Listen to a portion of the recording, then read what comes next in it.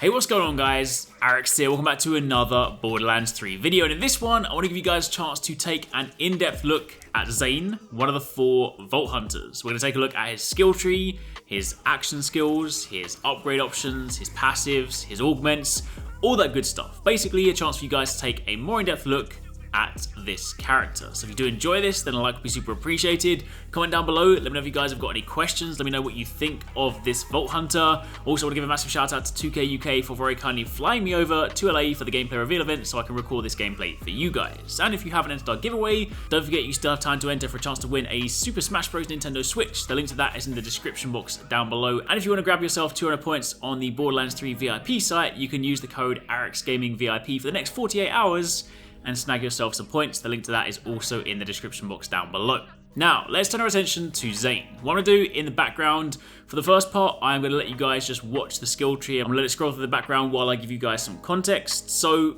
initially, when you play as a Vault Hunter, it doesn't matter which one you choose, every single Vault Hunter from the beginning of the game will have all of their action skills unlocked, and you can pick and choose whichever one you please. Now, for most characters, or for most Vault Hunters, you have to pick one. However, Zane is different. He is special because he is one of the Vault Hunters who has the ability to equip 2.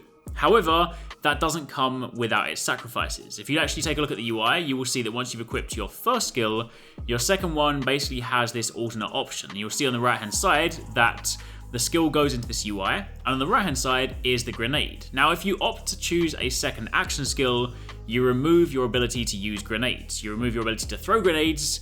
So it's one of those things where you have to determine what you want to use the most. It's a trade-off. You either have 2 action skills, or you have 1 action skill, as with all the other classes, and you then have access to your grenade. Now for Zane, his 3 different action skills are Sentinel, which is the drone. You would have seen this in the trailer. For this one, you send the drone into battle. It's an automated drone. You can then press the same button that you used to activate it to then send it to different enemies. So you can mark it.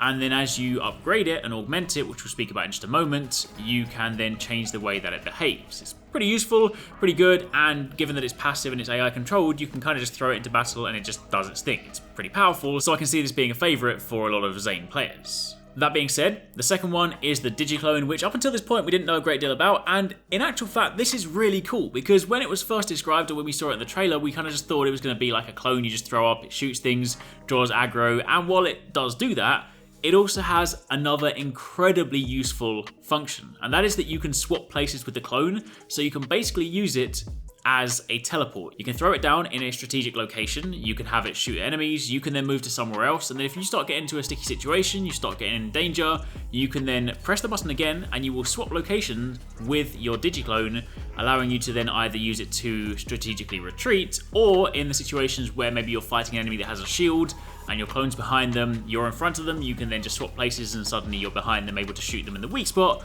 You get the idea. It's actually incredibly useful, and again, when you augment it, it has some additional options. As for your third skill, that is the barrier, and for this one, you drop a deployable barrier that blocks incoming projectiles, and also if your allies shoot through it, it increases their gun damage, and then you can augment this too. So on the topic of augments, as you see in any of the 3 skill trees, whenever you're going down, in the middle column are basically your passives. These are the things that you can upgrade to, increase weapon handling, increase your skill effectiveness, increase your damage, anything like that. They're all the passives that you ultimately want. They're integral to your build, but they are the things that you don't activate. They're just there and they happen.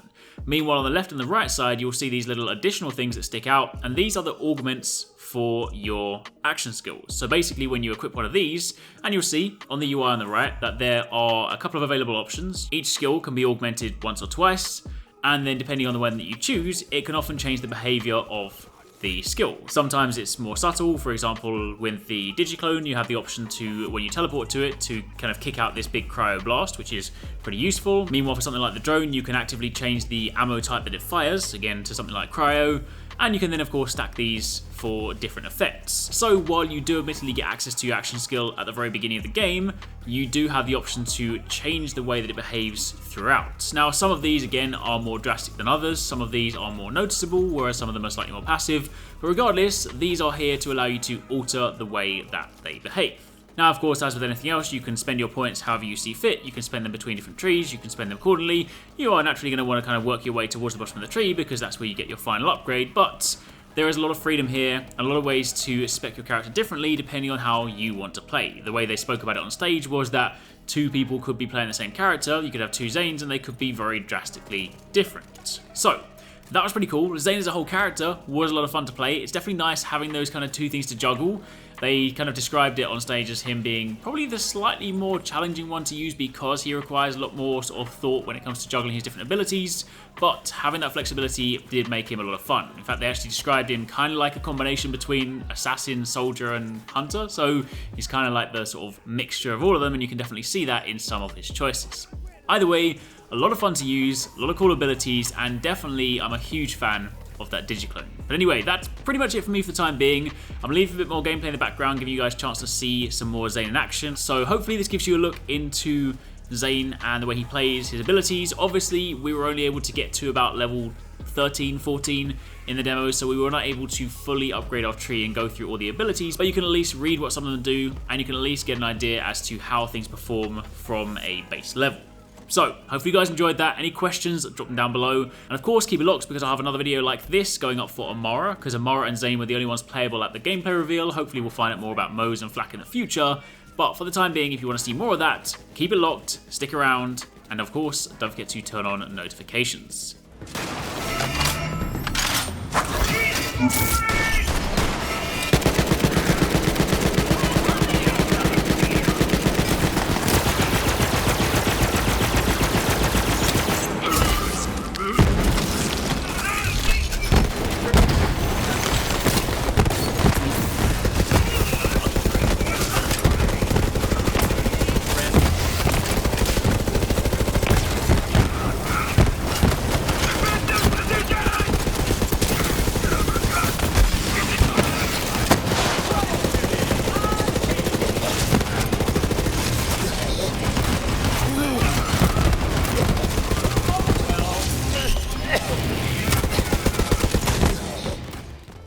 Thanks very much for watching, guys. I hope you enjoyed the video. If you want to check out some more awesome stuff from us here at Arekkz Gaming, then you should definitely try to catch 269 and Paradise Central streaming 6 days a week. You can find a link to the multi-stream in the description box down below. They play a wide range of games, and what's more, we also have the end game store. By watching their streams, you earn currency, and you can redeem that currency on the endgame store for really cool prizes. Those can range from things like games, comics, and figures, all the way up to controllers, capture cards, and even consoles. So definitely drop by and become part of the community. Of course, if you enjoyed this video, then make sure you're subscribed and be sure to click on that little bell icon to turn on notifications so you don't miss our next upload. You can watch more videos by clicking on the options here, but once again, thanks very much for watching, take it easy, catch you next time, peace out.